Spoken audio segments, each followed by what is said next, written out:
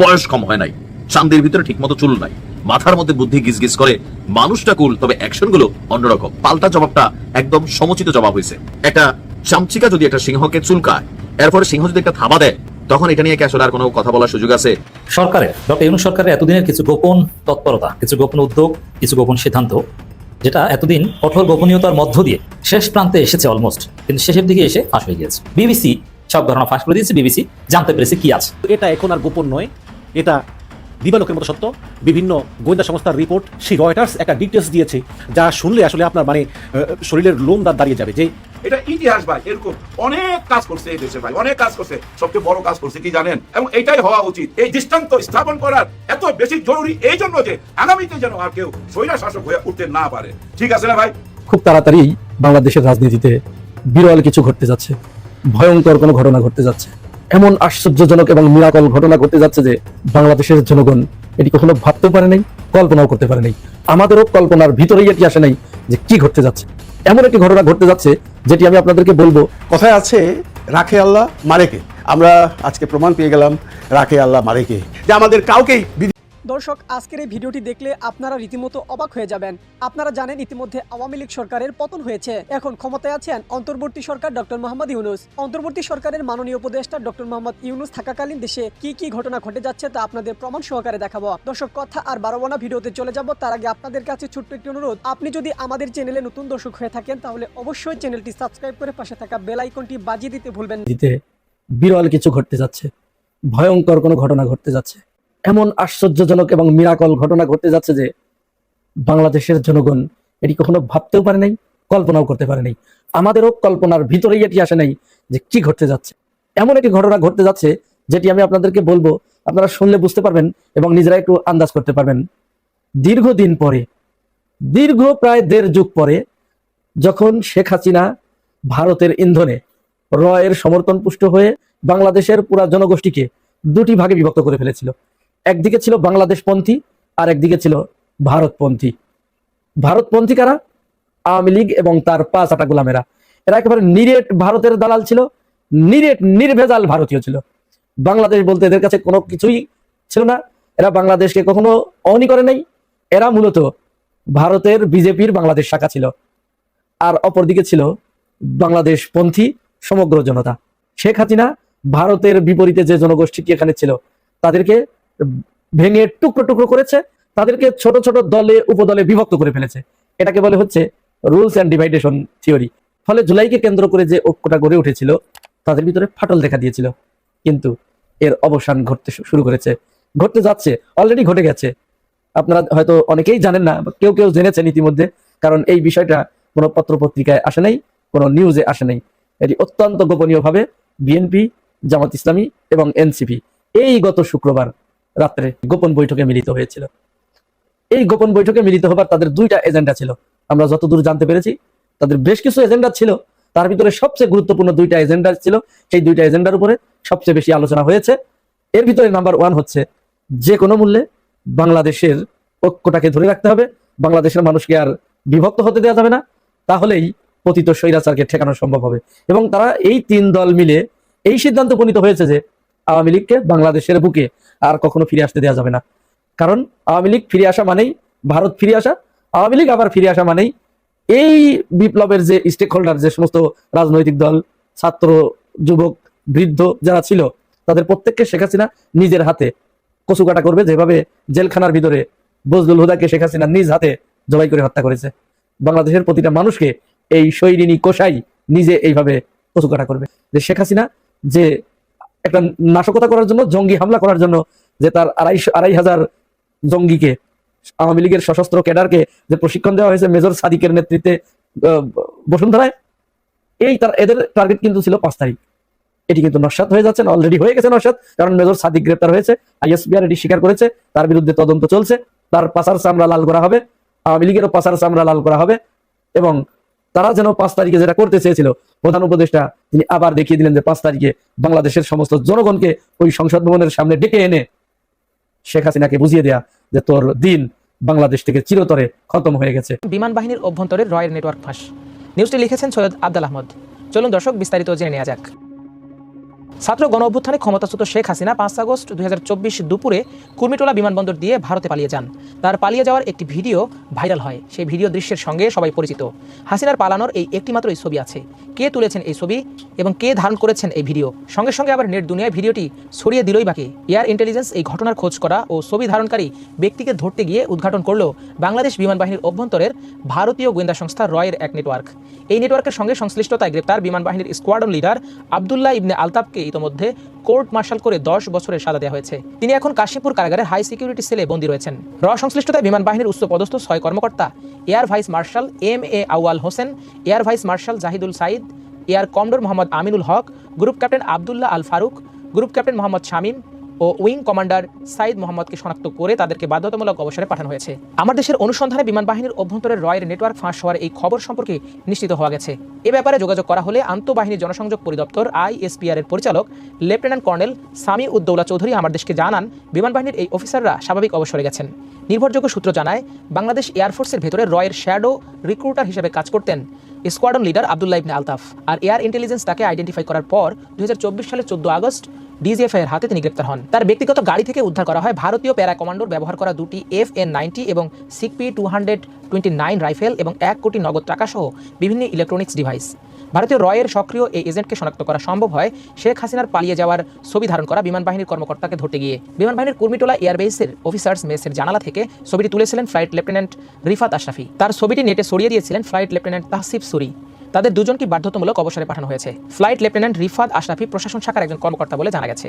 শেখ হাসিনার পলায়ন দৃশ্য কেবল এক অ্যাঙ্গেলের ভিডিও থেকেই দেখা যায়। এই ছবির সূত্র ধরে শুরু হয় এয়ার ইন্টেলিজেন্সের গোপন তদন্ত। এতে পরিষ্কার হয়ে যায় এই ভিডিও করেছেন মাত্র একজন এবং সেটা বেশ দূর থেকে। ভিডিও করার অ্যাঙ্গেল, অবস্থান ও ক্যামেরা প্যান করার পর্যবেক্ষণ করে এয়ার ইন্টেলিজেন্স কোন কক্ষ থেকে এবং কে এই ভিডিও দৃশ্য ধারণ করেন তা আইডেন্টিফাই করতে সক্ষম হয়। ফ্লাইট লেফটেন্যান্ট রিফাত আশরাফিকে ধরা হলে তিনি ঘটনার সত্যতা স্বীকার করে জানান তার অফিসের রুমের জানালা থেকে তিনি ছবিটি তুলেছেন। শেখ হাসিনা বিমান বাহিনীর C-130J বিমানে করে সাতক্ষীরা সীমান্ত দিয়ে কলকাতা হয়ে দিল্লি যাওয়ার সিদ্ধান্ত হয়। তার পলায়নের এই রুট এবং বিমানে করে যাচ্ছেন সে কথা যাতে জানাজানি না হয়ে যায় সেজন্য ছবিটি তোলা ও ভাইরাল করা হয়। এর উদ্দেশ্য ছিল শেখ হাসিনা হেলিকপ্টারে করে ত্রিপুরা পালিয়ে যাচ্ছেন আগেই এই ন্যারেটিভ এস্টাবলিশ করা। ছবি ধারণকারী রিফাতের মোবাইল ফরেন্সিক করার সময় তদন্তকারী এয়ার ইন্টেলিজেন্স আব্দুল্লাহ ইবনে আলতাফের যোগসূত্রতা আবিষ্কার করে। জানা যায় তিনি রয়ের সক্রিয় এজেন্ট। এয়ার ইন্টেলিজেন্স প্রথমে আব্দুল্লাহ ইবনে আলতাফকে হেফাজতে নিয়ে জিজ্ঞাসাবাদ করে। তাদের তদন্তে কেঁচো খুঁড়তে সাপ বেরিয়ে পড়ে। বড় ঘটনা বুঝতে পেরে এয়ার ইন্টেলিজেন্স বিষয়টি DGFI এর নজরে আনে। DGFI 14 আগস্ট 2024 তাকে আটক করে বিষয়টি সম্পর্কে অধিকতর তদন্ত শুরু করে। তদন্তে রয়ের সঙ্গে আব্দুল্লাহ ইবনে আলতাফের জড়িত থাকা প্রমাণিত হয়। কোর্ট মার্শালে তার 10 বছরের জেল হয়। বর্তমানে তিনি কাশিমপুর কারাগারে রয়েছেন। এই ব্যাপারে ওই কারাগারের senior jail super Abdullah Al Mamun জানান, স্কোয়াড্রন লিডার আব্দুল্লাহ ইবনে আলতাফ কাশিমপুর হাই সিকিউরিটি সেলে রয়েছেন। বিমান বাহিনী অ্যাক্টের অধীনে শৃঙ্খলা ভঙ্গের অভিযোগে কোর্ট মার্শালে 10 বছরের সাজা হয়েছে তার। 7-8 মাস আগে তাকে এই কারাগারে পাঠানো হয়।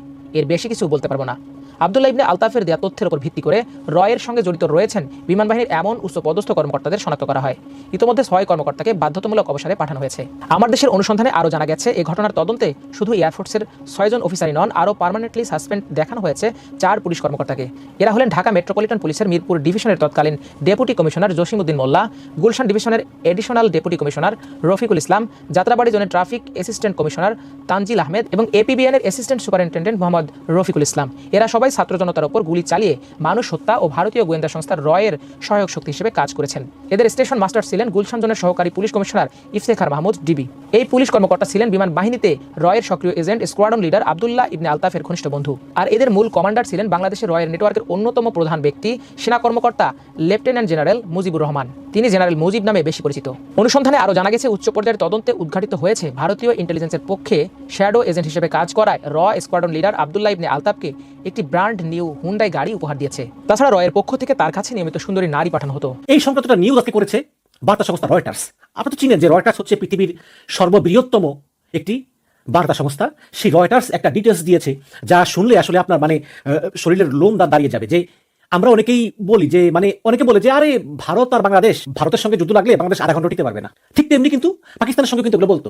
কারণ আপনারা যদি সামরিক যে র্যাঙ্ক আছে র্যাঙ্ক দেখেন তাহলে অবশ্যই সামরিক র্যাঙ্ক অনুযায়ী সামরিক দিক দিয়ে সবচেয়ে শক্তিশালী দেশ মার্কিন যুক্তরাষ্ট্র, কোনো সন্দেহ নেই। দ্বিতীয় রাশিয়া, তৃতীয় চায়না, চতুর্থ ভারত। তাহলে খেয়াল করবেন ভারত 4 নম্বরে আছে আর পাকিস্তান মনে হয় 10-এর ভিতরেও নাই। সুতরাং যদি এক দেশের সঙ্গে আরেক দেশের যুদ্ধ লাগে তাহলে ওই সামরিক তালিকা অনুযায়ী কে জিতবে কে হারবে এগুলো নির্ধারণ করা অনেক সময় ঠিক না। কারণ যুদ্ধ বাজলে তখন আর কোনো নীতি কাজ করে না, কোনো র্যাঙ্ক কাজ করে না। যুদ্ধের সবচেয়ে বড় বিষয় হচ্ছে মনোবল, যেই মনোবলটা ছিল পাকিস্তানের অটুট। আমি একটু আপনাদেরকে বলি যে ঘটনাটা কি হয়েছিল। আপনারা জানেন যে ভারতের পেহেলগামে একটা সন্ত্রাসী হামলায় 26 জন ভারতীয় পর্যটক মারা যায়, এবং মারা যাওয়ার পরে ভারত এই হামলার জন্য পাকিস্তানকে দায়ী করে, যদিও পাকিস্তান অস্বীকার করে, এবং এরপর থেকে ধারণা করা ছিল যে ভারত যে কোনো সময় পাকিস্তান আক্রমণ করতে পারে। তো এই কারণেই পাকিস্তানের বিমান বাহিনীর প্রধান জহির সিদ্দিকী, তিনি যেহেতু ভারত যে কোনো সময় হামলা চালাতে পারে এবং এই হামলাটা সাধারণত রাতের দিকেই হতে পারে, এই কারণেই বিমান বাহিনীর প্রধান জহির সিদ্দিকী তিনি সেই সময়গুলোতে বিমান বাহিনীর কন্ট্রোল রুমের পাশেই একটা মাদুরে তিনি ঘুমাতেন, বাসায় যেতেন না। সারা রাত তিনি ওই মাদুরে ঘুমাতেন যাতে যে কোনো সময় তাকে পাওয়া যায়। তো সে রাতটা ছিল 7ই মে দিবাগত রাত। ঠিক 12টা বাজা কিছুক্ষণ পরেই হঠাৎ করে পাকিস্তান বিমান বাহিনীর রাডারে লাল বাতি সাইরেন বেজে ওঠে, এবং তখনই কন্ট্রোল রুমের লোকজন গিয়ে দ্রুত পাশের রুমে গিয়ে বিমান বাহিনীর প্রধান জহির সিদ্দিকীকে ঘুম থেকে উঠায়, উঠিয়ে বলে, স্যার, পাকিস্তানের বিমান বাহিনী আমাদের আকাশ সীমায় ঢুকে পড়েছে। তখন জহির সিদ্দিকী প্রশ্ন করেন যে কি পরিমাণ বিমান আসতেছে। তখন কন্ট্রোল রুমের প্রধান বলে যে, স্যার, ঝাঁকে ঝাঁকে ঝাঁকে ঝাঁকে 80 থেকে 100 হতে পারে, আমরা শিওর না, ঝাঁকে ঝাঁকে শুধু বিমান আসতেছে আর আসতেছে। তখন জহির সিদ্দিকী দ্রুত বললেন যে পুরো বিমান বাহিনীর ইউনিট তৈরি হও, পুরো বিমান বাহিনীর ইউনিট তৈরি হও, আমাদেরকে এখনই যেতে হবে। তারপর বিমান বাহিনীর প্রধান জহির সিদ্দিকী J-10C, এই J-10C সহ পাকিস্তানের অন্যান্য যে বিমানগুলো আছে লক্ষ চক্কর মার্কা সব সহ প্রায় 30-40টা বিমান পাঠানোর নির্দেশ দেন, যে বিমানগুলো ভারতীয় বিমানের মোকাবেলা করবে। এখন ভারতের বিমান হচ্ছে গিয়ে 80-90টা, আর পাকিস্তানের হচ্ছে 30-40টা। এই 30-40টার ভিতরে হয়তো চীনের তৈরি অত্যাধুনিক J-10C হয়তো আছে 10 থেকে 12টা, আর বাকি সবই তো লক্ষ চক্কর মার্কা পুরাতন। সেই জায়গায় ভারতের আছে ফ্রান্সের তৈরি রাফায়েল, যে রাফাল কখনোই বিপতিত হয়নি, যে রাফায়েল শত্রুপক্ষকে ধ্বংস করে দিয়েছে, একের পর এক রেকর্ড আছে। সেই রাফায়েল কি করবে? তারপর দর্শক শুরু হলো তুমুল গোলাগুলি, এবং পাকিস্তানের সঙ্গে ভারতের তুমুল যুদ্ধ চলল। এবং সেই যুদ্ধে আপনারা জানেন অবশ্য কাটালি হবে, পাকিস্তানের একটা যুদ্ধ বিমানও ভূপাতিত হয়নি। পাকিস্তানের এই সামান্য সংখ্যক যুদ্ধ বিমানকে পরাজিত করতে না পেরে ভারতীয় বিমান বাহিনী লেজ গুটিয়ে পালিয়ে যায়। তাহলে এটা কি শুধু একমাত্র পাকিস্তানি বিমান বাহিনীর সাহসিকতাই এটা সম্ভব হলো ভারতকে পরাজিত করতে? অবশ্যই, কোনো সন্দেহ নেই। আরেকটা কারণও কিন্তু পাকিস্তান যে চীন থেকে J-10C যুদ্ধ বিমান কিনেছিল, সেই যুদ্ধ বিমানের সঙ্গে PL-15 নামে একটা মিসাইল সিস্টেম অ্যাটাচ করা ছিল। মানে চীনের তৈরি J-10C যুদ্ধ বিমান পাকিস্তান কিনে এনেছে, সেই যুদ্ধ বিমানে একটা PL-15 মিসাইল সিস্টেম ছিল, যে মিসাইল সেখান থেকে পাইলট বোতাম টিপ দিয়ে মিসাইলটা শত্রুপক্ষের দিকে ছুটতে পারে, এবং সেই মিসাইল 150 কিলোমিটার দূরের লক্ষ্যবস্তুকে নির্ভুলভাবে আঘাত হানতে পারে। এখন অবশ্যই আক্রমণের পূর্বে ভারত পাকিস্তানের বিমান বাহিনীর ক্ষমতা সম্পর্কে স্টাডি করেছে, এবং স্টাডি করে দেখেছে যে এই J-10C যুদ্ধ বিমানের যে মিসাইল, এটা মাত্র 150 কিলোমিটার যায়। সুতরাং তারা পাইলটদেরকে বলেছে যে তোমরা অবশ্যই 150 কিলোমিটারের একটু দূরে থাকবা, কাছাকাছি যাবা না, তাহলেই এই পাকিস্তান তাদের এই চীনের তৈরি J-10C যুদ্ধ বিমান দিয়ে আমাদের ঘাইল করবে। কিন্তু J-10C বিমানের যে PL-15 মিসাইল সিস্টেম আছে, এটাকে একটু আপগ্রেড করে দিয়েছিল, যে যদি এখান থেকে মিসাইল ছোড়া হয় তাহলে এটা এখন 150 কিলোমিটারের বদলে 250 কিলোমিটার যাবে, বা 200 কিলোমিটার যাবে, মানে আরো অনেক বেশি যাবে। কিন্তু সেইটা ভারতীয় বিমান বাহিনীর ধারণাতেও ছিল না। এবং চীন যে গোপনে সামরিক অস্ত্র তৈরিতে কত উচ্চমানের স্থান অধিকার করেছে বিশ্বে, সে সম্পর্কে আইডিয়া ভারতেরও ছিল না, পশ্চিমাদেরও ছিল না। ভারতীয় কর্মকর্তারা স্বীকার করেন যে তাদের গোয়েন্দা বিশ্লেষণে এবং তাদের হিসাব নিকাশে একটা বড় ভুল ছিল, এবং এই ভুলের কারণেই তাদের বিরাট পরাজয় ঘটে। যদিও ভারত স্বীকার করবে না, কারণ স্বীকার করলে নরেন্দ্র মোদীর অপমান হবে। তো ওই যে ভারতীয় বিমান বাহিনী ইনস্ট্রাকশন পেয়েছে, যদি তোমরা পাকিস্তানি বিমান থেকে 150 কিলোমিটার দূরে থাকো তাহলে তোমাদের কিছুই হবে না। তো ওরা 150 কিলোমিটার না, ওরা 200 কিলোমিটার 250 কিলোমিটার দূরে আছে। তারপরেও হঠাৎ করে কোথা থেকে যেন মিসাইল এসে তাদের আক্রমণ করতেছে। ভারতীয় বিমান হতবাক যে কি আমরা তো 150 কিলোমিটার দূরে আছি, তাহলে আমাদের দিকে কেন তো মিসাইল আসতেছে, এবং মিসাইলগুলো নির্ভুলভাবে আসতেছে। ভারতীয় বিমান বাহিনী মিসাইল দেখে অনেক কষ্ট করে মিসাইল এড়াতে পারতেছে, কোনো বিমান পড়ে যাচ্ছে, কোনো বিমান মিসাইল এড়াতে পারতেছে। কিন্তু প্রশ্ন হচ্ছে যে পাকিস্তানের যে চীনা J-10C বিমান, সেই বিমানের যে মিসাইল সিস্টেম এটা 200 কিলোমিটার যেতে পারে, তা নয় বুঝলাম, কিন্তু এত নির্ভুলভাবে কিভাবে পাকিস্তানি বিমান বাহিনী ভারতের প্রত্যেকটা বিমান টার্গেট করে মিসাইল হতেছে? এটা তো সম্ভব না। কিন্তু এটা কিভাবে সম্ভব হলো?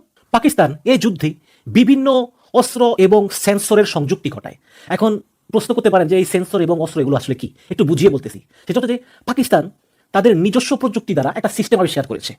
মানে এটা বিভিন্ন দেশের বিভিন্ন প্রযুক্তি, এগুলোকে পাকিস্তান সমন্বয় করে একটা সিস্টেম তৈরি করেছে। এই সিস্টেমের নাম দিয়েছে পাকিস্তান ডাটা লিঙ্ক 17। তাহলে কি এই ডাটা লিঙ্ক 17? ডাটা লিঙ্ক 17 হচ্ছে এমন একটা কানেকশন, যেটা কিনা আকাশের যুদ্ধ বিমান এবং নিচে যে স্থল সেনাবাহিনী এদের সঙ্গে এবং কন্ট্রোল রুমের সঙ্গে একটা সমন্বয় সাধন করে, যেটা দ্বারা শত্রুপক্ষের বিমানগুলির পুঙ্খানুপুঙ্খ অবস্থান নিরূপণ করা যায়। এবং যদি কোনো কারণে রাডার বন্ধ হয়ে যায়, তারপরেও এই সিস্টেম কার্যকর থাকে। পাকিস্তান এজন্য একটি সুইডিশ প্রযুক্তি ব্যবহার করে, সেই সুইডিশ প্রযুক্তি দ্বারা সেই চীনা J-10C বিমান এবং নিচে স্থল কন্ট্রোল রুম, স্থলের যে সেনা তাদের সঙ্গে সবসময় যোগাযোগ রাখে এবং শত্রুপক্ষের বিমানগুলোর অবস্থান একদম সুনির্দিষ্টভাবে নিরূপণ করতে সক্ষম হয়। এটাই হচ্ছে পাকিস্তানের ডাটা লিঙ্ক 17 প্রযুক্তি, এটার কথা ভারত জানতো না। এবং এই কারণেই ভারতের বিমানবাহীর পাইলটরা হতভম্ব হয়ে যায় যে কিভাবে এই 200-250 কিলোমিটার দূর থেকেও একের পর এক মিসাইল নিখুঁতভাবে আমাদের দিকে আসতেছে। এমন তো কথা ছিল না, যদিও ভারতের অস্বীকার করতেছে, বাট ফ্রান্সের রাফেল কোম্পানি তারা স্বীকার। দর্শক, সম্পূর্ণ ভিডিওটি দেখলেন, আশা করি বিষয়টি বুঝতে পেরেছেন। এই নিয়ে আপনার গুরুত্বপূর্ণ মন্তব্যটি অবশ্যই কমেন্ট বক্সে জানিয়ে দিবেন। ধন্যবাদ।